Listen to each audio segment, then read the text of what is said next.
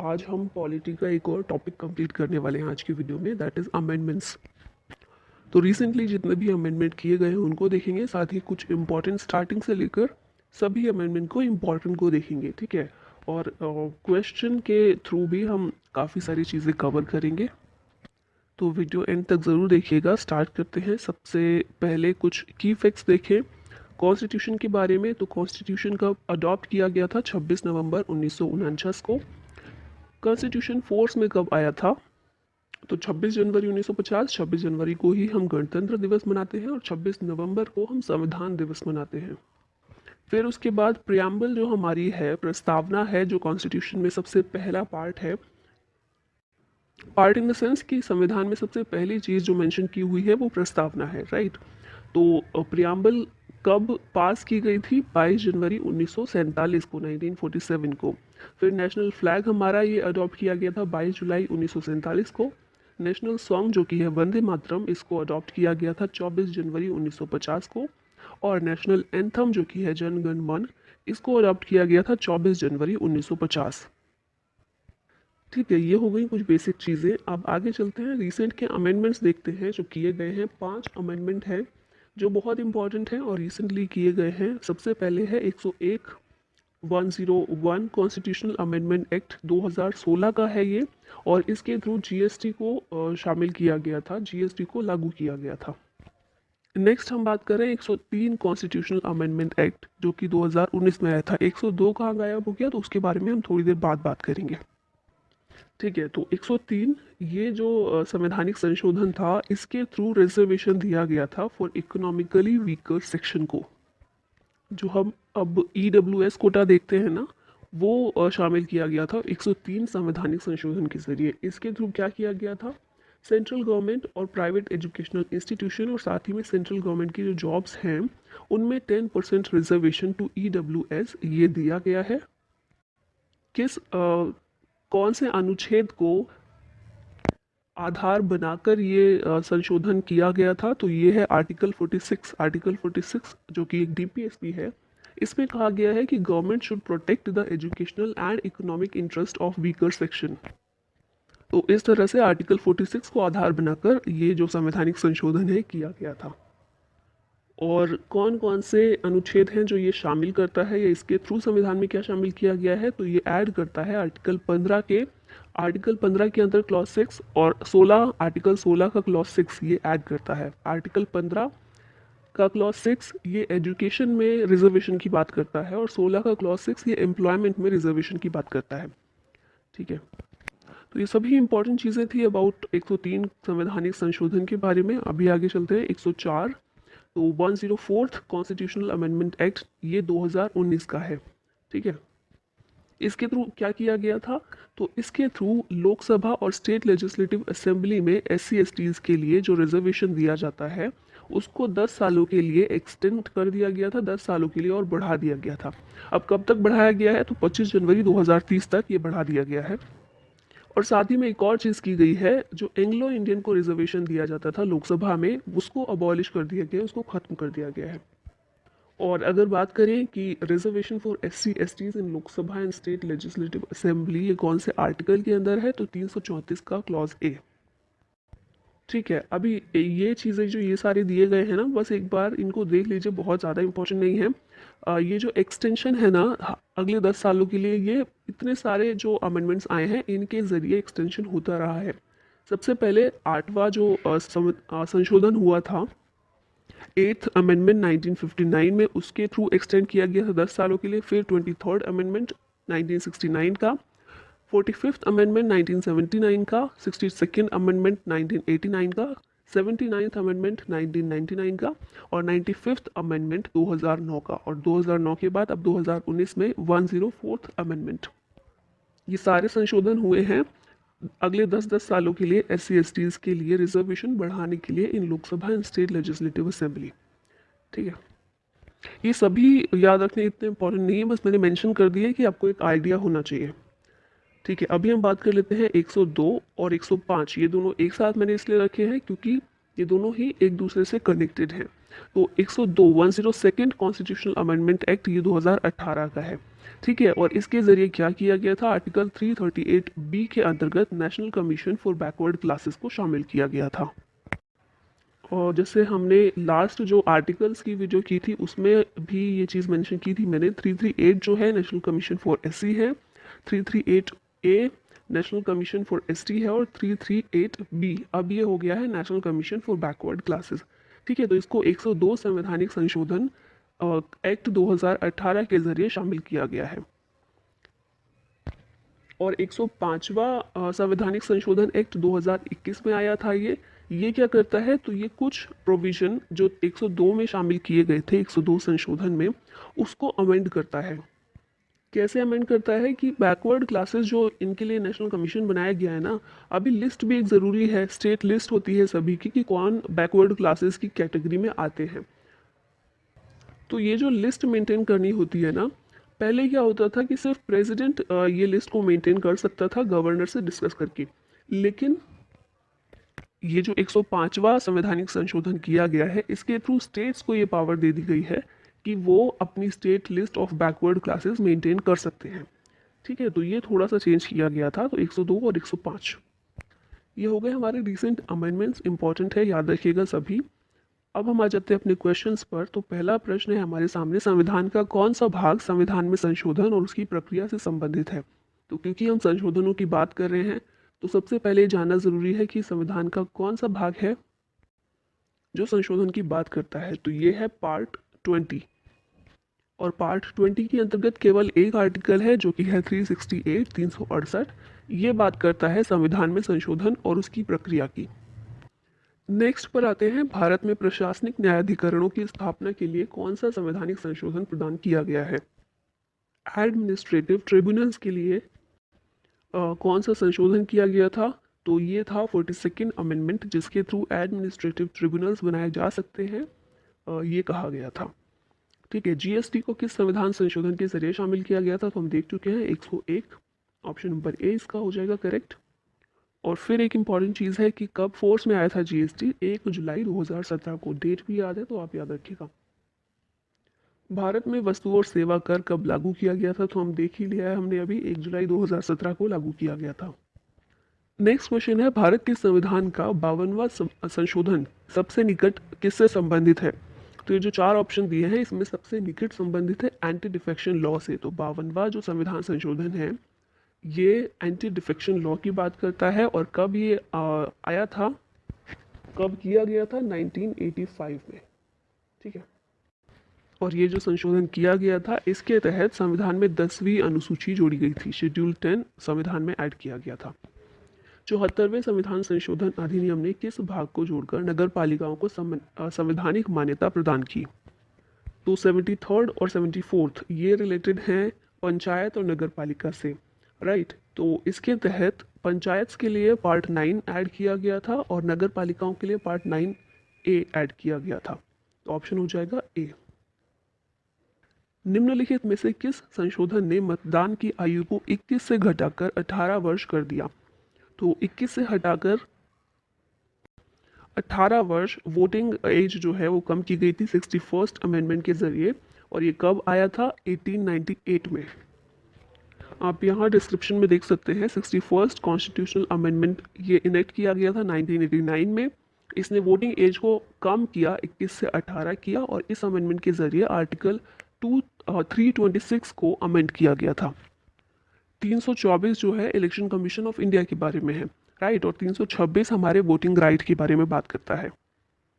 निम्नलिखित में से कौन सा संवैधानिक संशोधन शिक्षा के अधिकार के लिए प्रदान करता है। बेसिकली शिक्षा का अधिकार प्रदान करता है, तो ये है 86th अमेंडमेंट। कब किया गया था अमेंडमेंट, 2002 में किया गया था, और इसने प्रोवाइड किया था right to education as a fundamental right in part 3rd of the constitution. और ये जो संवैधानिक संशोधन हुआ था, 86वां संवैधानिक संशोधन 2002, इसने संविधान के भाग 3 में आर्टिकल 21A को शामिल किया था, ठीक है, जो शिक्षा के अधिकार की बात करता है। अगला क्वेश्चन है, भारत के संविधान में सबसे लंबा संशोधन कौन सा था। तो ये हम सभी को पता है, इसे मिनी कॉन्स्टिट्यूशन के नाम से भी जाना जाता है। यह है 42वां संशोधन। बहुत सारे संशोधन एक साथ किए गए थे संविधान में और इसीलिए इसे मिनी कॉन्स्टिट्यूशन के नाम से जाना जाता है। और उस समय कांग्रेस की सरकार थी which was headed by Indira Gandhi. 44वां संशोधन किस वर्ष पारित किया गया था? तो 42वां जो था वो 1976 में किया गया था, 1976 में। और 44वां उसी में कुछ सुधार, क्योंकि हमने देखा था बहुत सारे संशोधन किए गए थे 42वें संशोधन में। कुछ ऐसे भी थे जो सही नहीं थे, तो उन्हें कुछ प्रोविजंस में सुधार करने के लिए 44वां संशोधन लाया गया था और ये हुआ था 1978 में।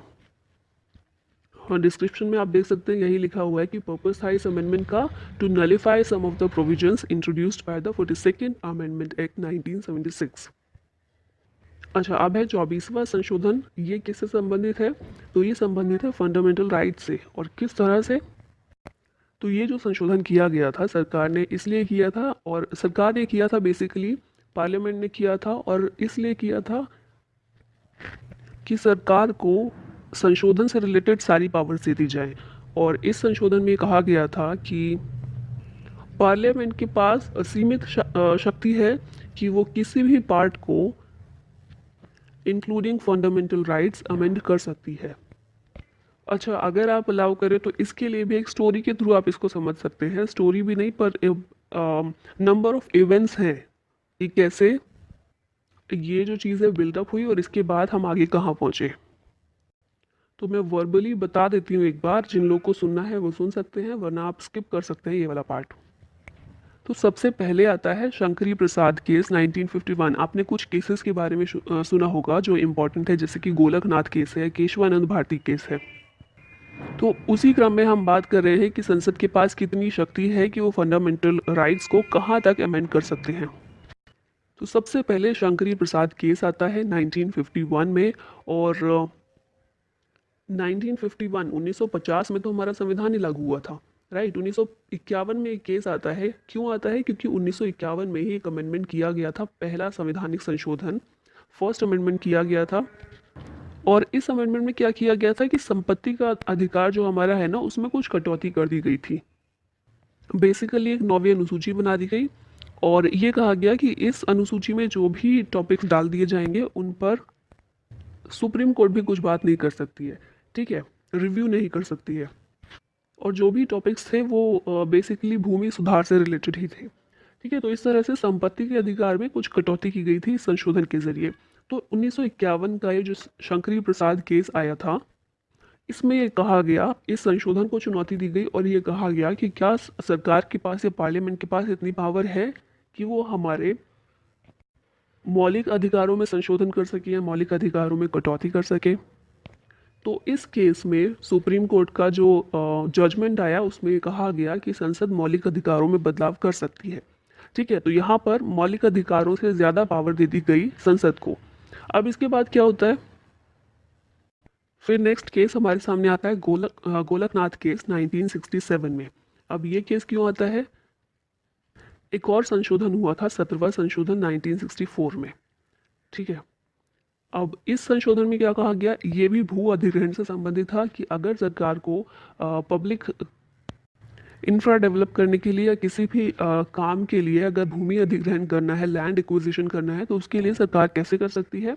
और साथ ही में जो 9th जो हमने देखा था ना सूची थी, उसमें 44 और अधिनियम ऐड कर दिए गए। तो फिर से ये केस आया 1967 में गोलकनाथ केस के रूप में और फिर 17वें संशोधन को चुनौती दी गई। तो अब इस केस में जो सुप्रीम कोर्ट का जजमेंट आया वो ये था, शंकरी प्रसाद से चेंज था। ये था कि संसद न तो अधिकारों में परिवर्तन कर सकती है और ना ही उन्हें वापस ले सकती है, ठीक है। तो अब संसद की शक्ति को बहुत सीमित कर दिया कि अधिकारों को परिवर्तित भी नहीं कर सकती और वापस भी नहीं ले सकती।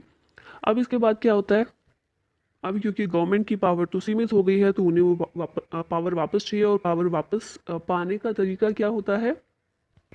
संविधान में कुछ संशोधन किया जाए। तो इसीलिए 24वां संशोधन लेकर आया गया और इसमें संसद ने अपने आप को शक्ति दी कि हम किसी भी पार्ट को किसी भी तरह से संशोधित कर सकते हैं, मौलिक अधिकारों को भी कर सकते हैं। अब ये वाला तो हो गया, फिर से पार्लियामेंट के पास पावर आ गई। अब इसके बाद क्या होता है? केशवानंद भारती केस आता है 1973 में और इस वाले केस में ये जो 24वां संशोधन हुआ था इसको दी गई चुनौती। तो सुप्रीम कोर्ट ने क्या किया? इस बार अभी ये लगा कि हर बार ये तो यही होता रहेगा, हम कुछ और बोलेंगे, वो कुछ और फिर संशोधन कर देंगे। तो इसके लिए क्या किया गया, सुप्रीम कोर्ट ने कहा ये जो 24वां संशोधन जो किया है, हम इसको नलीफाई नहीं करेंगे। ठीक है, ये बहाल रखा जाएगा, लेकिन संसद को जब भी संविधान में संशोधन करना हो वो कुछ भी कर सकती है, असीमित शक्ति है।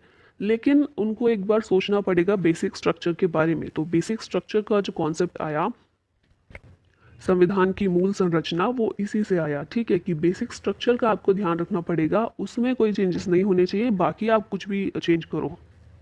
अब ये बेसिक स्ट्रक्चर क्या है, तो बेसिक स्ट्रक्चर बेसिकली ये है कि संविधान कुछ मूलभूत सिद्धांतों से बना हुआ है। ठीक है, कुछ ऐसी चीज़ें हैं जो हमारे संविधान को जीवित रखे हुए हैं या फिर हमारे संविधान को पावरफुल बनाती हैं। तो उन चीज़ों को आपको चेंज नहीं करना है, उसके अलावा आप कुछ भी चेंज कीजिए। फॉर एग्जांपल एक छोटा सा देखें तो एक घर है, तो घर का बेसिक स्ट्रक्चर जो है कि एक घर है, इसकी चार दीवारें हैं, कहाँ कहाँ से बाउंड्री है और अंदर की बाउंड्री कहाँ कहाँ से है, कैसे रूम बना हुआ है, ये सब बेसिक स्ट्रक्चर है। ठीक है, उसके अंदर आपको जो भी करना है, जो चेंजेस करने हैं, कुछ भी करना है आप वो कीजिए, पर ये जो बेसिक स्ट्रक्चर है ये नहीं बिगड़ना चाहिए। ठीक है, ये हो गया, लेकिन अभी मामला यही ख़त्म नहीं होता है। इसके बाद अब कॉन्सेप्ट ऑफ बेसिक स्ट्रक्चर तो दे दिया गया सुप्रीम कोर्ट के द्वारा, लेकिन अब क्या किया गया, संसद लेकर आई 42वां संशोधन, जिसको हम मिनी कॉन्स्टिट्यूशन के नाम से जानते हैं। 1976 में ये अमेंडमेंट किया गया था और इसके तहत संसद ने फिर से अपने आप को शक्तियां दे दी बहुत सारी, और संसद ने कहा कि संसद की विधायी शक्ति की कोई भी सीमा नहीं है, और संसद अगर कोई भी संशोधन कर रही है तो उसको न्यायालय में चुनौती नहीं दी जा सकती। ठीक है, तो इस तरह से अब यही खत्म कर दिया संसद ने कि अगर हम अब कोई भी संशोधन कर रहे हैं तो उसकी चुनौती देने के लिए गोलकनाथ या केशवानंद भारती जैसे केस अब सुप्रीम कोर्ट के पास नहीं जा सकते हैं। ठीक है, तो 42वां संशोधन हुआ था 1976 में, बहुत सारे चेंजेस किए गए थे, जिसमें से एक चेंज ये भी था। लेकिन इसके बाद फिर एक केस आता है, मिनर्वा मिल्स केस 1980 का, और इस केस में क्या किया सुप्रीम कोर्ट ने, 42वां संशोधन जो किया था संसद ने, उसको अमान्य कर दिया। ठीक है, उसको नलीफाई कर दिया और ये कहा कि जो हमारा न्यायालय है उसको न्यायिक समीक्षा का अधिकार है। अगर कोई भी कानून ऐसा बनाया जा रहा है जो संविधान के अकॉर्डिंग नहीं है, लोगों के अकॉर्डिंग नहीं है, तो उसकी न्यायिक समीक्षा की जा सकती है और उसको फिर नलीफाई भी किया जा सकता है। लेकिन यहाँ पर भी सुप्रीम कोर्ट ने अपना बेसिक स्ट्रक्चर का जो फॉर्मूला था, जो कॉन्सेप्ट था, वो फिर से दोहराया और कहा कि आप कर सकते हैं कोई भी संशोधन, पर बेसिक स्ट्रक्चर का ध्यान रखिएगा। तो ये पूरी स्टोरी थी, और क्योंकि हम संशोधन पढ़ रहे हैं तो हमने पहला संशोधन भी पढ़ लिया है, 17th भी पढ़ लिया है, 24वां भी पढ़ लिया और 42वां भी पढ़ लिया है। तो आई होप आपके काम का ही होगा कुछ। नेक्स्ट क्वेश्चन पर आते हैं, भारतीय संविधान का कौन सा भाग पंचायतों के बारे में बात करता है। तो यह है पार्ट 9, और पार्ट 9A वो नगर पालिका के बारे में बात करता है। और 73वां संशोधन जो हुआ था उसके तहत पंचायतों को संवैधानिक स्टेटस दिया गया था, और इसी के तहत पार्ट 9 ऐड किया गया था और आर्टिकल 243 को ऐड किया गया था। अब पूछा गया है भारतीय संविधान में पहला संशोधन कब किया गया था, तो ये तो आप इजीली अब बता सकते हैं, 1951 में किया गया था, संविधान लागू होने के बिल्कुल एक साल बाद ही। और इसमें validation of zamindari abolition laws लाए गए थे। जमींदारी लॉज जो थे उन्हें अबॉलिश किया गया था। साथ ही भूमि सुधार और कृषि सुधार के लिए कदम उठाए गए थे। उसी के तहत 9वीं अनुसूची शामिल की गई थी। निम्नलिखित में से किस संविधान संशोधन अधिनियम ने संपत्ति के अधिकार को मौलिक अधिकारों की सूची से हटा दिया। तो संपत्ति का अधिकार किसके जरिए हटाया गया था, तो ये मिनी 44वां जो संशोधन था 1978 का, जो मिनी कॉन्स्टिट्यूशन में सुधारों के रूप में आया था, उसमें संपत्ति के अधिकार को हटा दिया गया था। हटा दिया गया मतलब ये नहीं कि पूरी तरह से हटा दिया गया। पहले आर्टिकल 31 के तहत ये मौलिक अधिकार था, लेकिन बाद में इसको एक लीगल राइट बना दिया गया अंडर आर्टिकल 300A। अब ये क्वेश्चन में पूछा गया है कि सिटीजनशिप अमेंडमेंट एक्ट 2015 का जो है हमारा, वो इंट्रोड्यूस करता है एक नई कैटेगरी ऑफ सिटीजनशिप उन लोगों के लिए जो कि इंडियन ऑरिजिन है ऑफ सर्टेन कैटेगरीज। तो इनको ऑफिशियली किस नाम से जाना जाता है या ऑफिशियली क्या कहा जाता है, तो इनको कहा जाता है overseas citizens of India card holder, OCI card holder इनको कहा जाता है। तो हमारे क्वेश्चंस खत्म हो चुके हैं और अब हम आ गए हैं कुछ इंपॉर्टेंट आर्टिकल्स पर। तो सबसे पहले फर्स्ट अमेंडमेंट 1951 का, ये हम बात कर चुके हैं बहुत डिटेल में। तो इसके ज़रिए 9th शेड्यूल कॉन्स्टिट्यूशन में ऐड किया गया था। फिर 7th अमेंडमेंट 1956 का, ये रिलेटेड है रीऑर्गेनाइजेशन ऑफ स्टेट्स, भाषाई आधार पर जो राज्यों का रीऑर्गेनाइजेशन किया गया था उससे रिलेटेड है। फिर 24वां अमेंडमेंट 1971 का, ये हमने देखा कि इसने एक्सटेंड की power of parliament to amend constitution including fundamental rights. फिर उसके बाद है 42nd अमेंडमेंट 1976, इसको मिनी कॉन्स्टिट्यूशन कहा जाता है। फिर है नेक्स्ट 44th अमेंडमेंट 1978 का, और इसको लाया गया था to change some provisions of 42nd amendment. Next है 52nd अमेंडमेंट 1985 का, ये एंटी डिफेक्शन लॉ है और इसके ज़रिए 10th शेड्यूल को संविधान में ऐड किया गया था। अब है 61st अमेंडमेंट 1989 में आया था ये, इसके ज़रिए जो वोटिंग की एज है वो कम कर दी गई थी फ्रॉम 21 टू 18। फिर है 65th अमेंडमेंट, ये 1990 में आया था और इसके ज़रिए national commission for SC and ST under article 338 ये लाया गया था। इससे पहले नेशनल कमीशन नहीं था, उससे पहले एक स्पेशल ऑफिसर की तरह होता था जो SC और ST के जितने भी मामले होते थे उनके बारे में नज़र रखता था, ठीक है। लेकिन 65th अमेंडमेंट के ज़रिए national commission for SC and ST इसका गठन किया गया। ये याद रखिएगा, पहले 338 के ज़रिए एक ही कमीशन का गठन किया गया था, SC और ST दोनों के लिए सेम था, एक ही था। फिर बाद में 89th अमेंडमेंट लाया गया 2003 में, और इसके ज़रिए सेपरेट किया गया SC और ST के लिए जो कमीशन होता है इनको सेपरेट किया गया। तो पहले तो एक ही कमीशन था फॉर SC एंड ST, बाद में SC के लिए अलग कमीशन हो गया, ST के लिए अलग कमीशन हो गया, और ये था अमेंडमेंट 89th। और 89th अमेंडमेंट के ज़रिए ही 338A को ऐड कर दिया गया। तो 338 में नेशनल कमीशन फॉर SC और 338A में नेशनल कमीशन फॉर ST ऐसे कर दिया गया, ठीक है। और बाद में हमने देखा ही कि 338B, इसमें national commission for backward classes ये शामिल हो गया। फिर उसके बाद है 73rd एंड 74th अमेंडमेंट, ये 1992 और 93 के हैं, ये पंचायत और म्यूनिसिपैलिटी से रिलेटेड है। नेक्स्ट है 86th अमेंडमेंट 2002 का, ये राइट टू एजुकेशन प्रोवाइड करता है अंडर आर्टिकल 21A। नेक्स्ट देखिए 91st अमेंडमेंट 2003 का है ये अमेंडमेंट, इसमें कहा गया था कि लेजिस्लेचर में जितने भी मिनिस्टर्स होते हैं, जितने भी मेंबर्स होते हैं, उन मेंबर्स के सिर्फ 50% ही मिनिस्टर्स हो सकते हैं। सिर्फ दिल्ली की हम बात करें तो वहाँ 10% है, अदरवाइज 15% मिनिस्टर होने चाहिए, उससे ज़्यादा या कम नहीं। फिर है 97th अमेंडमेंट 2011 का, तो इसके ज़रिए कोऑपरेटिव सोसाइटीज़ को बनाने का अधिकार दिया गया था। कोऑपरेटिव सोसाइटी करके एक अलग एक पार्ट ऐड किया गया था, ये था पार्ट 9B। 9 जो है पंचायत के बारे में है, 9A नगर पालिका के बारे में है, और 9B 97th अमेंडमेंट के ज़रिए इसको ऐड किया गया था कोऑपरेटिव सोसाइटीज़ के बारे में, और आर्टिकल 243 के अंदर ही आगे एक्सटेंड कर दिया गया था कोऑपरेटिव सोसाइटीज़ के लिए। और साथ ही एक और चीज़ की गई थी 19(1)(c), इसको ऐड किया गया था। 19 की हम बात करें तो फंडामेंटल राइट है ना, तो 19(1)(c) इसको ऐड किया गया था और कहा गया था कि कोऑपरेटिव सोसाइटीज़ फॉर्म करना हमारा फंडामेंटल राइट है।